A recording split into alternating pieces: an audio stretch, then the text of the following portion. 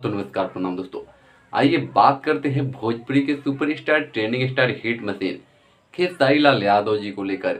चर्चाएं जो है कि काफ़ी तेज हो चुकी है और जिस गाने ने नाम कमाया इसी गाने को लेकर जो है कि खेसारी लाल यादव जी का एक और नया नाम जो है कि जुड़ गया है, ग्लोबल किंग, ग्लोबल स्टार। आपको बता दें कि खेसारी लाल यादव जी का ये गाना जो है कि पूरे जो है कि यूट्यूब के वीडियो के मिलियन, आपको बता दें तो पूरे व्यू जो है कि 355 मिलियन जो है कि पहुंच चुके हैं।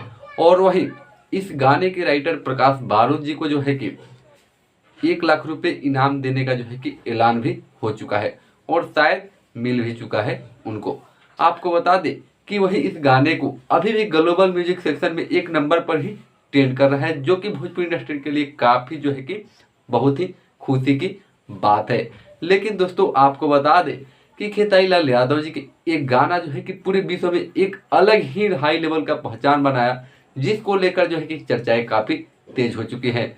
और ये गाना केवल बिहार और भारत में ही नहीं पूरे विश्व में जो है कि छा गया है, जिसको लेकर जो है चर्चाएं काफ़ी तेज हो चुकी है। तो चलिए दोस्तों मिलते हैं फिर अगले वीडियो में, तब तक के लिए जय भोजपुरी जय बिहार।